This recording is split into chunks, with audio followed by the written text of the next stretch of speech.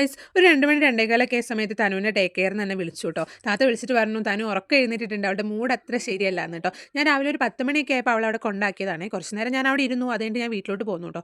എന്തെങ്കിലും ആവശ്യമുണ്ടെങ്കിൽ അവർ വിളിക്കാന്ന് പറഞ്ഞപ്പോൾ ഞാൻ അങ്ങ് പോന്നു കേട്ടോ. വീട്ടിൽ വന്നപ്പോഴും ആകെ ടെൻഷനായിരുന്നു കേട്ടോ. അവളില്ലാത്തതുകൊണ്ട് വീടൊക്കെ ഒരു ഉറങ്ങിയ പോലെയായിരുന്നു. നമുക്ക് നിൽക്കാൻ തന്നെ ഒരു മൂഡ് ഉണ്ടായിരുന്നില്ല കേട്ടോ വീട്ടിൽ. പിന്നെ കുറച്ച് കഴിഞ്ഞപ്പോൾ അവർ വിളിച്ചപ്പോഴാണ് ഒരു സമാധാനമായത്. ഞാൻ അവിടെ കൂട്ടാൻ ചെന്നപ്പോൾ അവൾ അവിടെ പുറത്ത് നിൽക്കുന്നുണ്ടായിരുന്നേ. ആദ്യം എന്നെ കണ്ടപ്പോൾ ഒന്ന് ചിരിച്ചു, പിന്നെ അങ്ങോട്ട് കരയാൻ തുടങ്ങിയില്ലേ. എൻ്റെ ദൈവമേ, എനിക്കത് കണ്ടപ്പോൾ എന്താ ചെയ്യേണ്ടതെന്ന് അറിയില്ല. അവൾ പെട്ടെന്ന് അങ്ങ് കരഞ്ഞ് എൻ്റെ അടുത്തേക്ക് ചാടി വന്നപ്പോൾ എനിക്കും സങ്കടം വന്നു.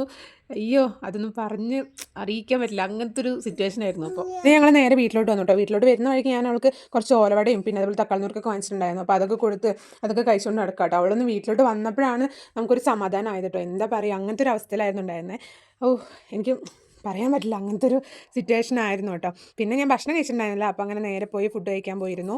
നല്ല സാമ്പാറും മീൻ വറുത്തതും പിന്നെ അതുപോലെ തന്നെ നമ്മൾ കാന്താരി മുളകില്ലേ, അത് ഉപ്പിലിട്ട് വെച്ചിട്ടുണ്ടായിരുന്നു. അപ്പോൾ അതും ഉണ്ടായിരുന്നു. അപ്പോൾ അതും കൂട്ടി ഞാൻ കഴിച്ചു കേട്ടോ. അപ്പോൾ ഇത്രയേ ഉള്ളൂ ഗൈസ്, ബൈ.